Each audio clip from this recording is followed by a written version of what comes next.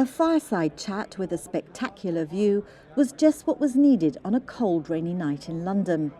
This was the first ever London Business Conference, hosted by Business Minister Gemma Arias Vázquez, who told an audience of around 400 guests that Gibraltar was upping its game and its product. This evening is not about where we are. It's about where we go next. Because the work doesn't end with the treaty. In many ways, that's where it begins. Gibraltar's private sector is world-class. It is equipped to seize the advantages that come from enhanced mobility, clearer trade routes, and renewed investor confidence. It's also about broadening our horizons. Gibraltar's reputation as a trusted, well-regulated, and forward-thinking jurisdiction is constantly attracting new players and industries. The opportunities ahead are truly endless. The fully sponsored event featured a series of live podcasts where speakers showcased the advantages of doing business and living in Gibraltar, a place where British common law applies, the UK is a short flight away, and Europe is on its doorstep. But the highlight of the evening was undoubtedly the fireside chat with the two men who were instrumental in the construction of the treaty. Chief Minister Fabian Picardo and Attorney General Michael Llamas answered incisive questions from former Deputy Chief Minister Peter Montegrifo.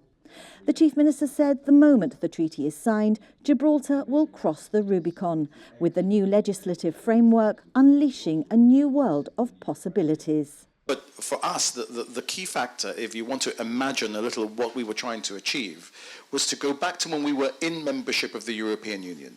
And all the things that we should have had then, but because of the politics of our membership of the European Union and the politics of our relationship with Spain, never really became unleashed. The airport is the best example. Except for a short period when the Cordoba arrangements were in effect in place, we haven't really seen the airport receive flights from the rest of the European Union.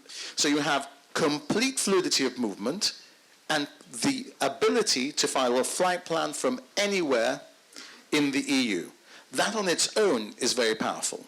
One of the remarkable things about this treaty, you've mentioned Schengen, goods and aviation, three areas of EU law that never applied to Gibraltar. I mean, those terms which were negotiated in 1972 may have suited the Gibraltar of then, but no longer today.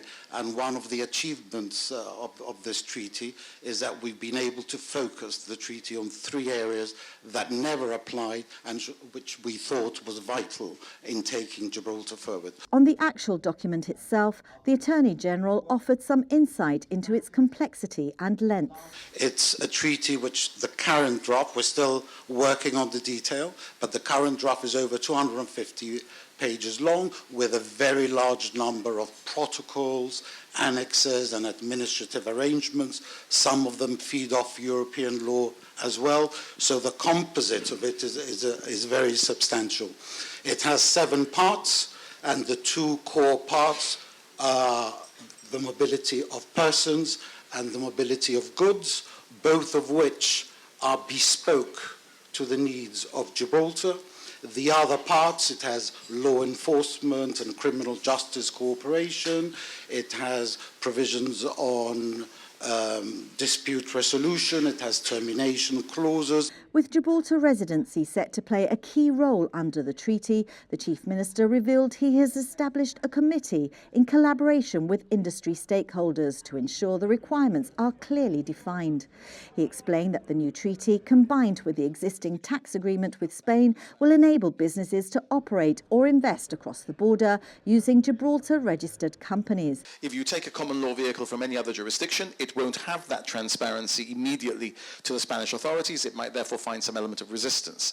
But a Gibraltar company can now be used to purchase, for example, a property in Madrid, and if there is a shareholders' dispute, that shareholders' dispute is resolved in the Supreme Court of Gibraltar, and in keeping with common law resolution, dispute resolution mechanisms, which an Anglo-Saxon investor might feel much more comfortable with, rather than a civil law dispute in a Spanish court in a foreign language. So ironically, the tax treaty makes the Gibraltar company more attractive for investment in Spain than might otherwise have been the case. There was good news too for those who wish to import luxury goods, as there may be certain circumstances where they would not be required to pay the new transaction tax. The Chief Minister said Brits applying to live in Spain might find that they're aided by employment in Gibraltar. And looking to the future, he confirmed that funds will be made available to assist companies in training staff so that they can seize the new opportunities that lie ahead, including in sectors not yet established on the Rock. There's provision in the treaty for a fund that will include money both from the UK Gibraltar side and from the EU Spanish side. Our view is that the best investment that we will make using the part of the fund that will correspond to what we might call the British side will be investing in funding education, in funding training for the industry sectors that will require personnel from Gibraltar and from around Gibraltar, which is the real opportunity that we're creating here. Ask yourself, should I really be anywhere other than Gibraltar when I'm establishing this new business? And come and surprise us, because there will be sectors we have not even imagined could benefit from this treaty and these arrangements. The message from the business conference was that Gibraltar is at a turning point, with opportunities there for the taking. And as it looks towards the future, the Rock is very much open for business and preparing to take its place on a much bigger stage.